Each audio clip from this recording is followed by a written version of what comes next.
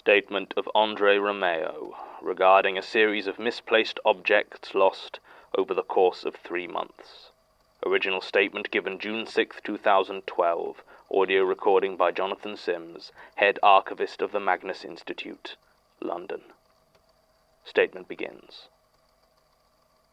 Thank you for lending me your pen. I thanked you when you handed it to me, but I don't know if you'll remember. I wonder, will you forget you lent it to me and believe that it was my pen all along?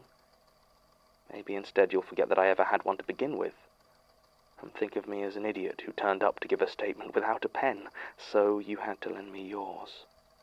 My own fault for putting it down, really, assuming I did ever have one. I'll try to keep a slightly closer hold on this one. I've been in the antiques business for a long time. It's not what it used to be. I'm sorry, I know. I always did that. Try to make myself feel more comfortable with jokes. There's a follow-up to that one, you know. Something along the lines of the joke being so old only an antiques dealer would be able to sell it. I love that one. I think it's clever. But in my whole life it's only ever gotten a laugh once. That's why I remember buying the vase so clearly. I remember that the seller laughed. In the old days, I never would have considered buying wares from the likes of Mikhail Salesa.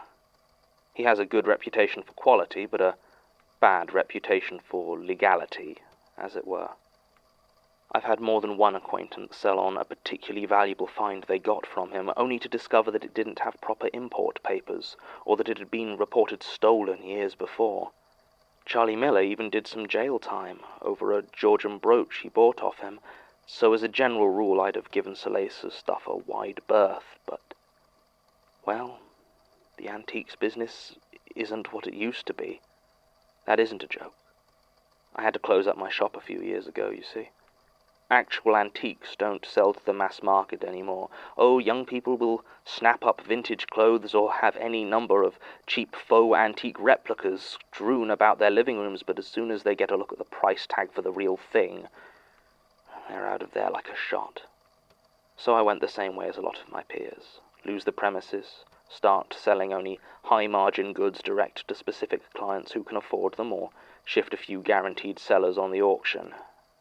It's the only real way to stay afloat in the business nowadays, but the competition is intense, and getting the caliber of artifact you need has become a more cutthroat affair.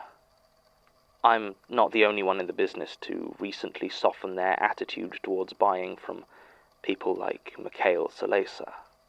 It was my first meeting with him, back in March, and I was nervous, so I told my joke.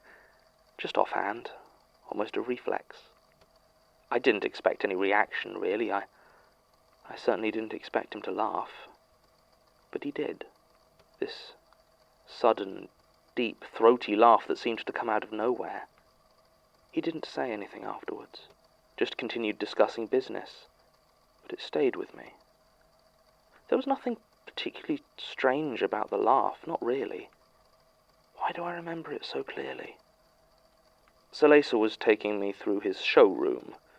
There was a fancy-looking sign above the door, but it didn't do much to hide the fact that it was basically a warehouse. Most of the antiques were still in their packing crates, and I couldn't help making a note of how quick and easy it would be for him to pack everything down and disappear if he needed to. Still, I'd made a few good purchases already and was cautiously optimistic. I'd bought a pair of cavalry sabres from the Revolutionary War, absolutely excellent condition, and a British artilleryman's tunic from World War I. A few other bits and pieces as well. I recall I felt a moment of relief that I didn't deal in books, as I caught sight of several crates packed to the brim with heavy-looking volumes. I was looking for something big, though, something that would make an actual dent in the mountain of debt I'd been piling up. I found it in that old Chinese pot. From the Jiajing period, so Salesa said, and the construction seemed to back him up. The glaze and the workmanship fitted with mid to late Ming dynasty, but there was something off about the actual design. Instead of the pictures or scenes common to the ceramics of the period, the blue glaze was painted on in crisp, thin, geometric lines. They repeated perfectly, and seemed to get smaller and more intricate the closer I looked, but the shapes they formed never lost any of the precision, seeming to continue on however closely I looked.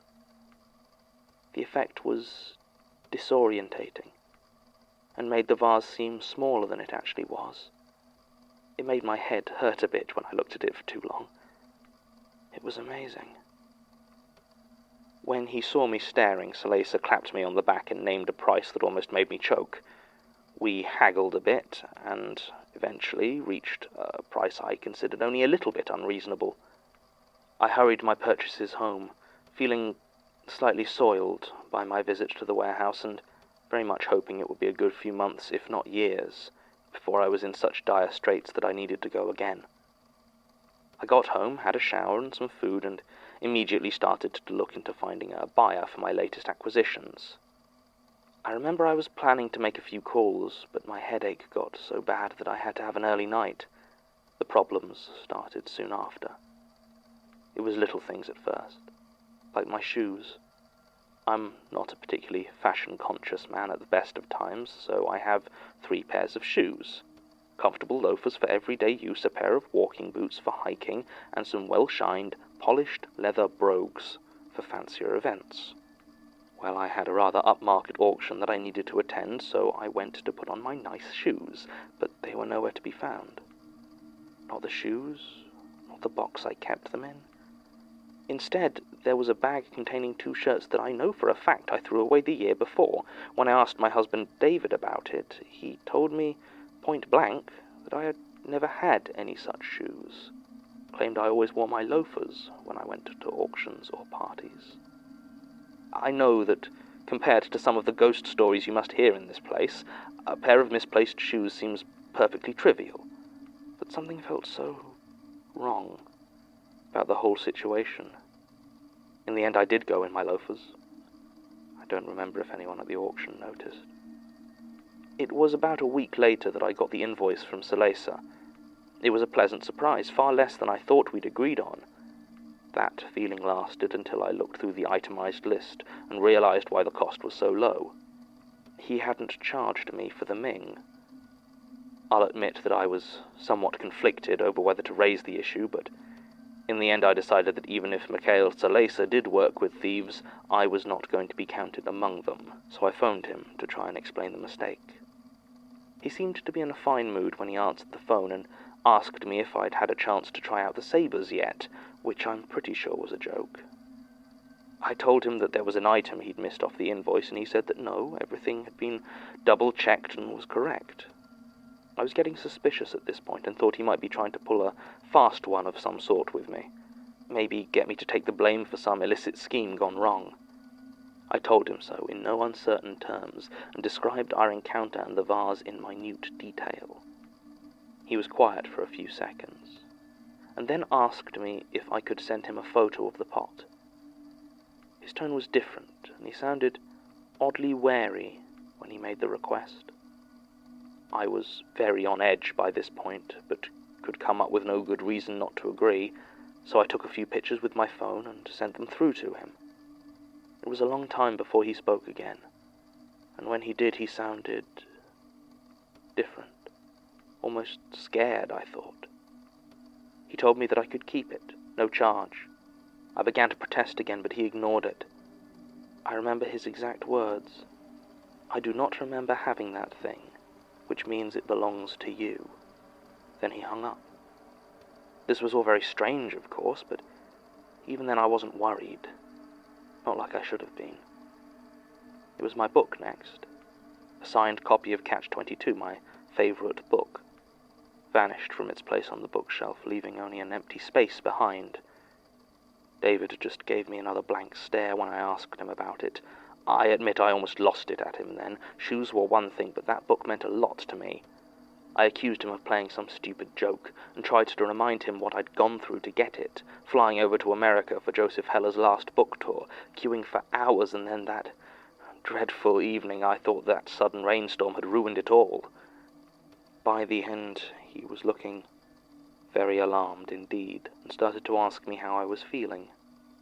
He wanted to know if I'd been under a lot of stress at work, if there was anything I wanted to talk about.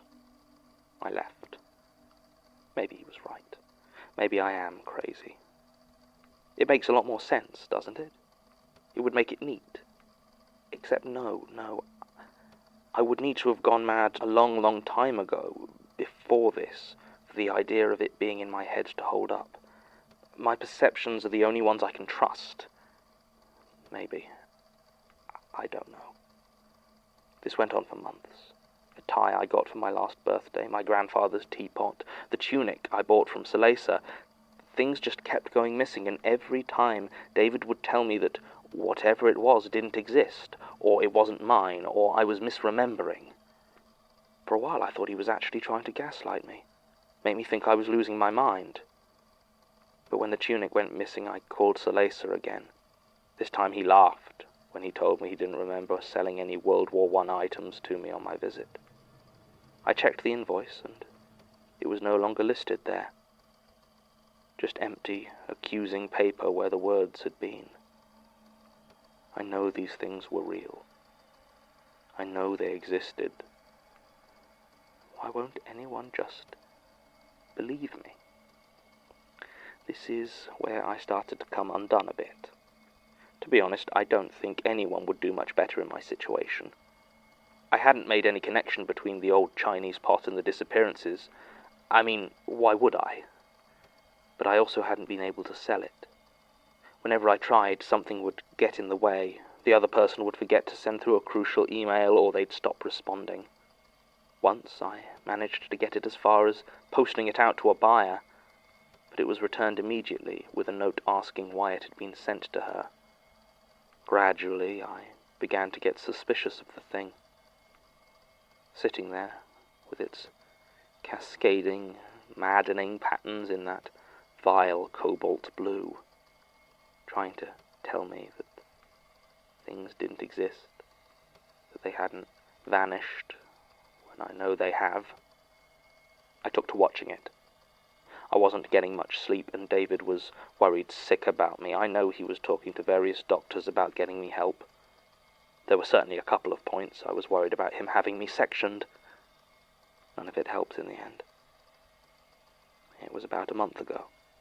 I had placed the vase in the center of the table and was sat, staring at it, keeping an eye on it, checking for God knows what. This had been my ritual for the previous week, keeping my vigil into the small hours, but that night I fell asleep in front of it. I don't remember my dream. Running, maybe? I know I woke with a start, sometime around 2 in the morning. As I tried to rub the sleep from my eyes, I heard a sound from the table in front of me. It was the dull thump of a heavy book hitting the tabletop. I looked, and sure enough, there was my copy of Catch-22 just lying there, in front of that strange ceramic thing, and not just my book. There was a small pile of objects around the base, my shoes, a tie, things I don't even remember losing. One by one they rose up out of the mouth of the vase and tumbled to the table. It didn't matter how big they were.